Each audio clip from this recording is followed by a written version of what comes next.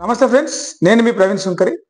అన్ని రాష్ట్రాలు త్రిభాషా సూత్రాన్ని పాటించాలి, జాతీయ విద్యా విధానం ఒకటే ఉండాలి, అన్ని రాష్ట్రాలకు ఒకటే విద్యా విధానం ఉండాలని చెప్పేసి కేంద్ర ప్రభుత్వం, బీజేపీ ప్రభుత్వం, ప్రధానమంత్రి మోడీ ఒక జాతీయ విద్యా విధానాన్ని అమలు చేసేందుకు ఇచ్చేస్తా ఉన్నారు. అందులో భాగంగా త్రిభాషా సూత్రాన్ని ఖచ్చితంగా పాటించాలని చెప్పేసి ఒక రూల్ తెచ్చారు.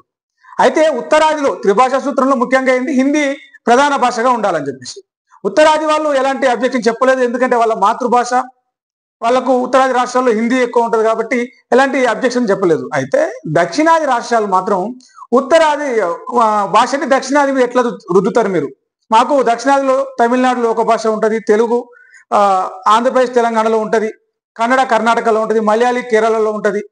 ఇట్లా ఉత్తరాది భాషను దక్షిణాది మీద ఎట్లా రుద్దుతారని చెప్పేసి దక్షిణాది రాష్ట్రాలను కూడా కొంత ఫైర్ అయినా కొంత వ్యతిరేకించినాయి, తెలంగాణతో పాటు తమిళనాడు కర్ణాటక. ఇట్లా ఆంధ్రప్రదేశ్ కొంచెం మద్దతు తెలిపినట్టుగా మాట్లాడింది పవన్ కళ్యాణ్. హిందీ మాతృభాష, తెలుగు మాతృభాష, హిందీ పెద్దమ్మ, తెలుగు చిన్నమ్మ అన్నట్టుగా మాట్లాడిండు.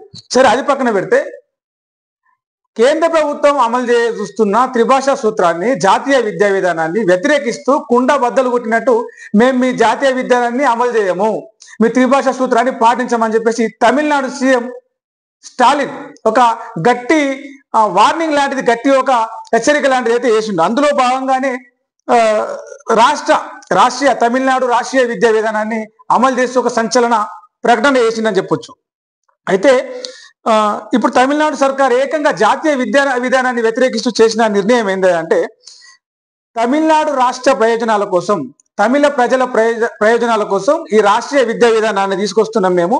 ఇది జాతీయ విద్యా విధానానికి, త్రిభాషా సూత్రానికి ఛాలెంజ్ అన్నట్టు ఆయన మాట్లాడిండు. చెన్నైలోని అన్నా సెంటనరీ లైబ్రరీలో ఈ కార్యక్రమం జరిగింది. అందులో మాట్లాడుతూ మాతృభాష తమిళంతో పాటు, తమిళనాడు రాష్ట్రీయ విద్యా విధానంలో ఏముంటుందంటే, అలా మాతృభాష ఏదైతే ఉందో తమిళం, ఆ తమిళంతో పాటు ఇంగ్లీషు, ప్రపంచమంతా అక్కడికి వచ్చే ఇంగ్లీషు, దాంతోపాటు ఆర్టిఫిషియల్ ఇంటెలిజెన్సీ, కృత్రిమ మీద, ఇక సైన్స్ రంగాలకు చెందినటువంటి వాటిని ఎక్కువ ప్రాధాన్యం ఇచ్చేలాగా, ఇది ఇండియాకే పరిమితమైన, కొన్ని దేశాలకే పరిమితమైన, 2-3 దేశాలకే పరిమితమైన హిందీని అసలు ఎక్కడ కూడా తావు లేకుండా మాతృభాష తమిళం, ఆ తర్వాత ప్రపంచ భాష తెలుగు, ఆర్టిఫిషియల్ ఇంటెలిజెన్స్, ఈరోజు ఏదైతే ప్రపంచం దూసుకుపోతా ఉందో ఆర్టిఫిషియల్ ఇంటెలిజెన్సీ, అది ప్లస్ సైన్స్ రంగాలకు చెందిన వాటిని అధిక ప్రాధాన్యం ఇచ్చేలాగా రాష్ట్ర విద్యా విధానాన్ని రూపొందించారు, స్టేట్ ఎడ్యుకేషన్ పాలసీని. సో హిందీ అవసరం లేదు, మీ హిందీ మా తమిళనాడులో అవసరం లేదని చెప్పేసి కరాఖండిగా చెప్పినట్టు మొక్క మీదనే చెప్పిండు స్టాలిన్. దాంతో పాటే కేంద్రీయ విద్యా విధానమైన త్రిభాష సూత్రాన్ని పాటించము, బలవంతంగా రుద్దాలని చూస్తే ఊకోమని కూడా ఒక ఇండైరెక్ట్ ఇది ఇచ్చిండు.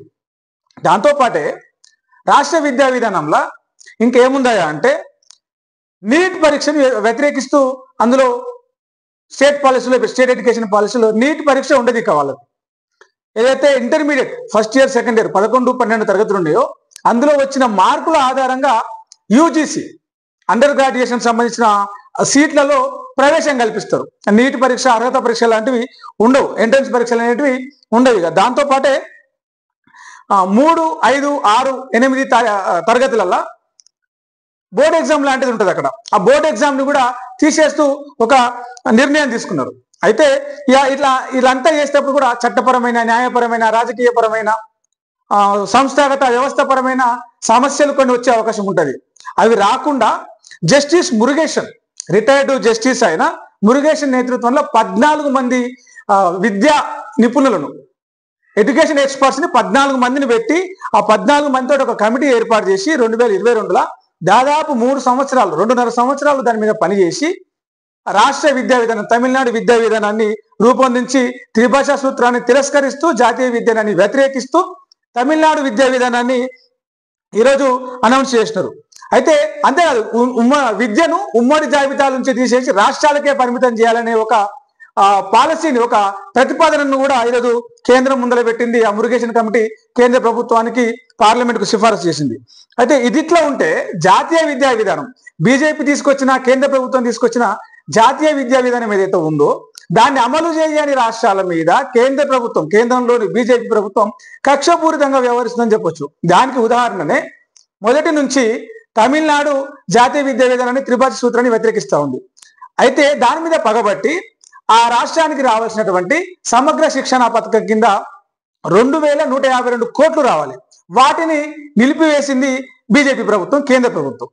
సో మీరు 1000 కోట్లు ఇచ్చినా 2000 కోట్లు ఆపేసినా మీ త్రిభాషా సూత్రాన్ని, మీ హిందీ భాషను, మీ జాతీయ విద్యా విధానాన్ని, మీ మతపరమైన విద్యా విధానాన్ని, మీ కాషాయీకరణ విద్యా విధానాన్ని మేము అమలు చేసే పరిస్థితి, ప్రసక్తి ఎట్టి పరిస్థితుల్లో లేదని చెప్పేసి తమిళనాడు మంత్రి ఉదయనిధి స్టాలిన్ చెప్పిండు. తమిళనాడు రాష్ట్ర ప్రభుత్వం ముందు ఖండిగా తమిళనాడు రాష్ట్ర ప్రజలంతా కూడా ముక్త కంఠంతో జాతీయ విద్యానాన్ని వ్యతిరేకిస్తూ ఉన్నారు. అయితే జాతీయ విద్యా విధానాన్ని, త్రిభాషా సూత్రాన్ని, హిందీ భాషను రుద్దడాన్ని వ్యతిరేకించడంలో ఒక ముందడుగు తమిళనాడు వేసింది. మరి మిగతా దక్షిణాది రాష్ట్రాలు ఎంతవరకు అడుగేస్తాయో చూడాలి.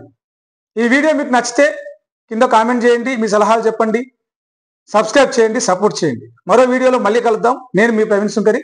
Thank you.